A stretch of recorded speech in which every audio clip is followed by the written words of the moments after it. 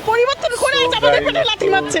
এই সরকার বদলাবে, এত বদলাবে আমরা জানতাম না। আমরা এতদিন পরে আমরা সরকার পাল্টেছি, কেন আমাদের 1000 টাকা পাল্টেছি বলো?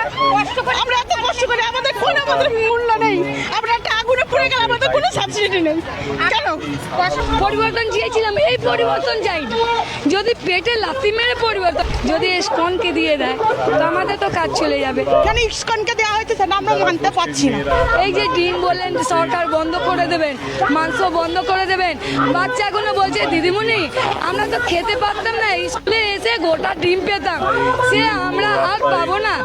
আমার তো মিড ডে মিলের উপরে সংসার চলে, আমার ইনকাম করার আর করে নেই, আমার স্বামী মারা গেছে, আমার আর কেউ নেই, আমার ছেলেও নেই, তাহলে আমার তো এর উপরে ইনকাম, তাহলে আমাদের যদি 1000 টাকা পারে আমাদের কি করে চলবে?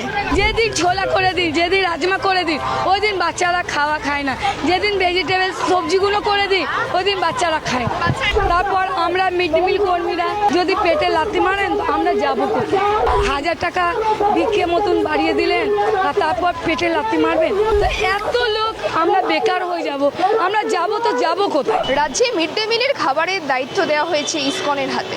এবার প্রশ্ন উঠছে, যারা বহু বছর ধরে সেই মিড ডে মিলের খাবার বানাতো, সেই সমস্ত মিড ডে মিলের কর্মীদের ভবিষ্যৎ কিন্তু দেখা দিয়েছে অনিশ্চয়তা নিয়ে। কারণ তারা বহু বছর ধরে শুধুমাত্র ন্যূনতম বেতনে সেই কাজটাই করতো। এবারে সরকার বদলে যাওয়ার পর নতুন সরকার ইসকনের হাতে মিড ডে মিলের খাবারের দায়িত্ব দিয়েছে এবং সরকারের পক্ষ থেকে বলা হচ্ছে এতে ছাত্রছাত্রীদের খাবারের মানোন্নয়ন ঘটবে। কিন্তু প্রশ্ন অন্য জায়গায়, যারা বহু বছর ধরে ন্যূনতম বেতনে তারা এই কাজ করতো, তাদের ভবিষ্যৎ কী হবে?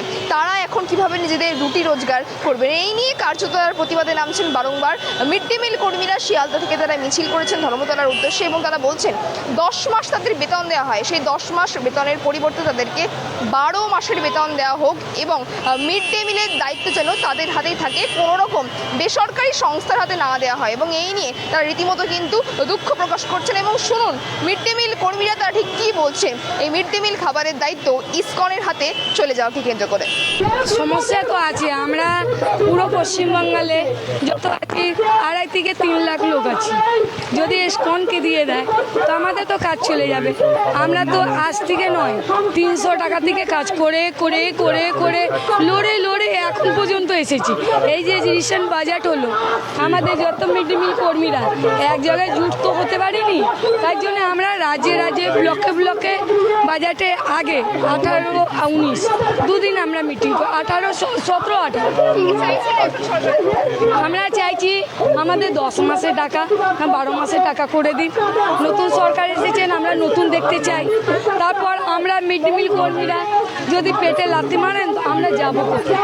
আমরা তো আরম্ভ 300 টাকা থেকে কাজ করতে এসেছি, এখন 3000 টাকা ভিক্ষে মতন বাড়িয়ে দিলেন আর তারপর পেটে লাথি মারবেন। এই জিনিসটা তো খুব কষ্টজনক না? এখন কলকাতার মধ্যে বলছেন একটা আমি প্রজেক্টে দিয়েছি, যখনই কলকাতার মধ্যে মেনে নেবে তো পুরো উনারই রাজ্য, তো পুরো পশ্চিমবাংলে উনি করে দেবেন। তো এত লোক আমরা বেকার হয়ে যাব, আমরা যাবো কোথায়? এইখানে আঙ্গনবাড়িদের ছিল মাইনে, ওদের আর 5000 টাকা বাড়িয়ে দিয়েছে, 10,000 ছিল 15,000 করে দিয়েছে, যাদের 9,000 ছিল 13,000 হয়ে গেছে। আমরা তো ওই রকমই থেকে গেলাম, আমাদের একটা 3,000 টাকা মাইনে, তার মধ্যে 10 মাসে না বোনাস আছে, না এসআই আছে, না পিএফ আছে। কাঁদবে না? পেটে যদি লাথি মারা হয় কাঁদবে না? আপনি বলুন না, এই যে হকারগুলো তুলে দিয়েছে, এই সরকার বদলাবে, এত বদলাবে আমরা জানতাম। মানুষ তো পরিবর্তন চেয়েছিলাম, এই পরিবর্তন চাই।